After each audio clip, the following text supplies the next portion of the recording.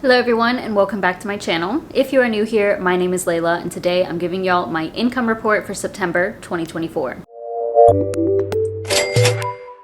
I make one of these videos every month, and in these videos I go over my business income, my gross business earnings, so I do still have to pay taxes on everything. I also share with y'all my extra income. Most of it is from credit cards that I use, but also from various apps or other sources of income. And then finally I go over my business expenses. So keep in mind that I've been doing this for quite some time. It's not like this is what I've been earning because I started this year or anything like that. I've been building up my business for quite some time, several years at this point, so feel free to ask me any questions, but everything is kind of self-explanatory and I'll explain things as I go. Okay, we're going to start with my business income. Everything's going to be sorted from smallest to largest. So first up would be Mediavine. These are display ads on my lifestyle blog, livinglikelyla.com, and that was $137.93. I got into Mediavine several years ago, back in, I think it was 2019. At this point, I no longer write on this blog, so it's relatively passive, so it's kind of nice that it's still bringing in some revenue. I would like to get back to writing on there, but at this point, it's not something I am prioritizing. Next up is Etsy. I do have some things for sale. I have a few stickers as well as digital downloads, so a number of finance templates for Google Sheets. In September, I brought in $168.36. Next is Buy Me a Coffee /support. There are some people who choose to support me either through Buy Me a Coffee or Venmo. That came to $180.44, which is a bit more than I've been seeing, which I really appreciate. Definitely not expected, but very much appreciated because it goes a long way for me. Next up, affiliate /sponsors. I combined these two. For the most part, these are affiliate sales, so altogether that came to $550. Next is Google AdSense. These are ads from YouTube. That came to $931.64. So this is actually much lower than not much lower, but lower than I have been seeing on YouTube, because usually I'm over 1,000 and I've been at that for quite some time. So it was a bummer to see this go down, but it did pick back up for actual September, which I'll get paid out in October. And then I know toward the end of the year, it usually does pick up. But yeah, I'm not sure what happened, but that's okay. Still a decent amount. And this is also from my other YouTube channel. I earn most of this revenue from this channel that you're watching, but also I make a little bit from Living Like Layla, my lifestyle channel. And then final thing here would be coaching.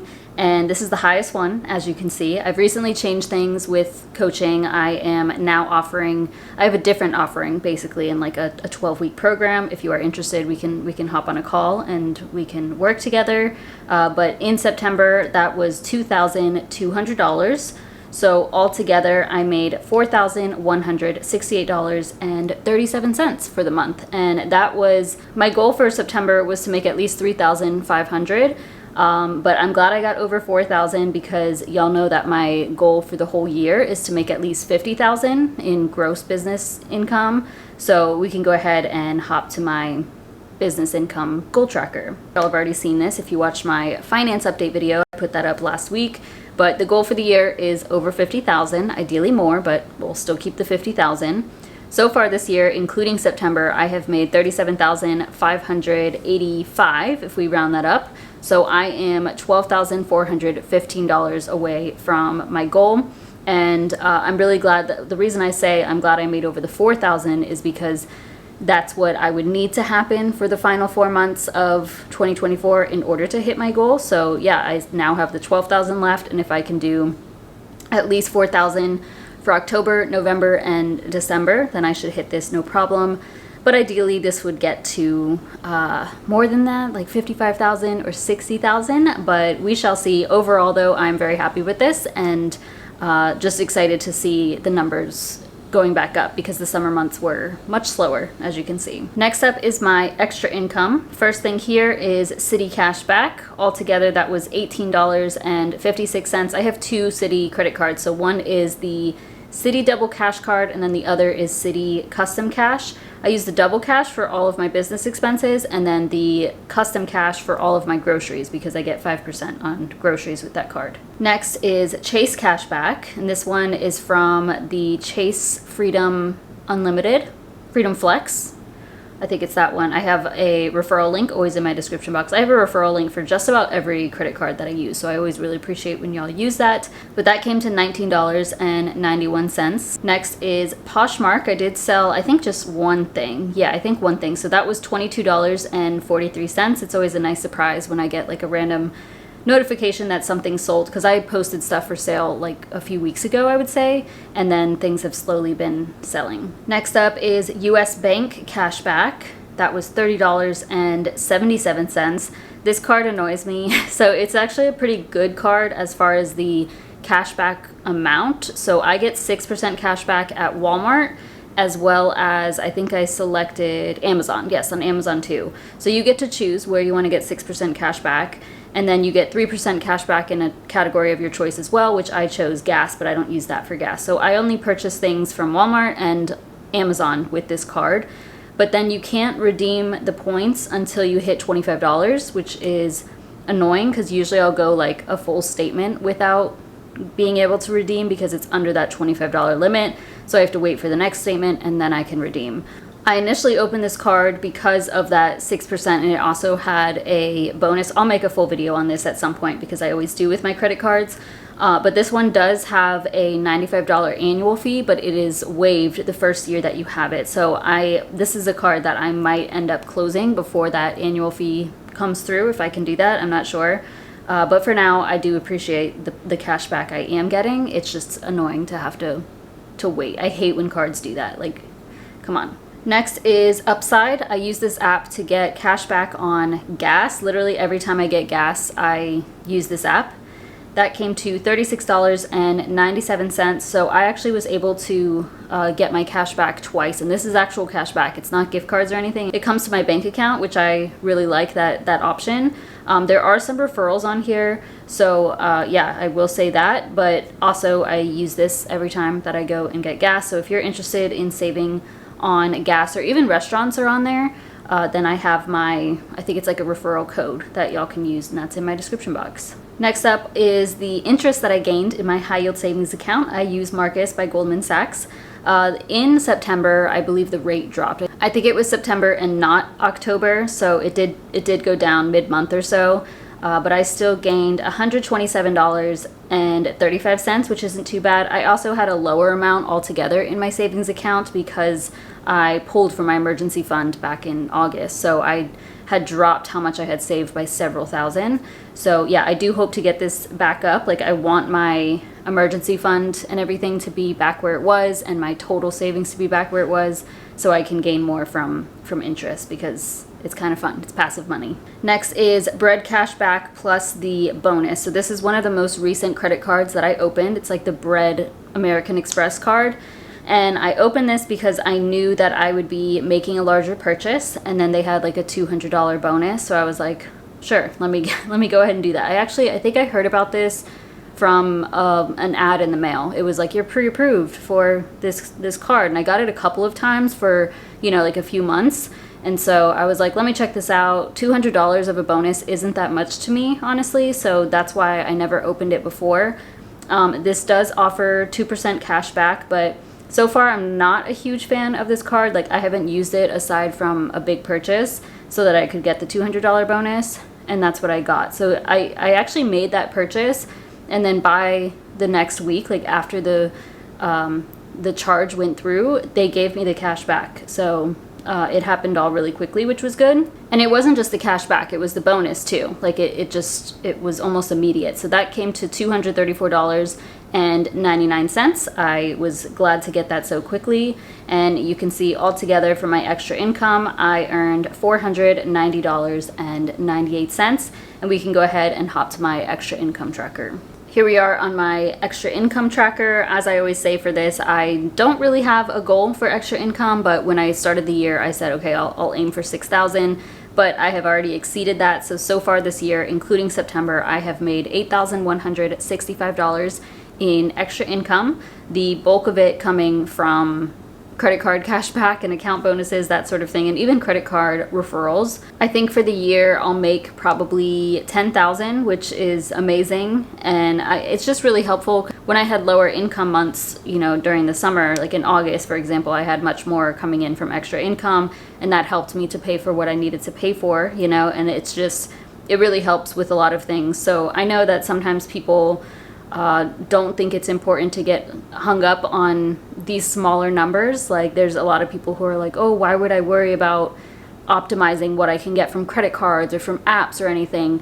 But for me, it is very much a hobby too. Like I say this very often, but I see finances as a game, and I like to be able to squeeze out money where I can. So if it's me scanning receipts after I go grocery shopping, even for, you know, like 20 cents back, I will do it because I think it's fun and it's very easy for me to do. Same with the credit cards. Like I like to open the cards for bonuses because why not? And it's very helpful to me. So maybe if I was at a point where I was making like millions of dollars per year, then no, it wouldn't matter. But when you're in a situation where, you know, $200 is still a lot of money to you, I'm gonna do it. Plus it's fun. So yeah, do what you want to do is basically what I'm getting with that. And for me, it has been worth it to squeeze money out of checking accounts and credit cards and apps. Final thing to go through would be my business expenses. First up, Google Workspace. That is $6. I actually have like 3 Google Workspaces that I pay for, but 2 I pay annually.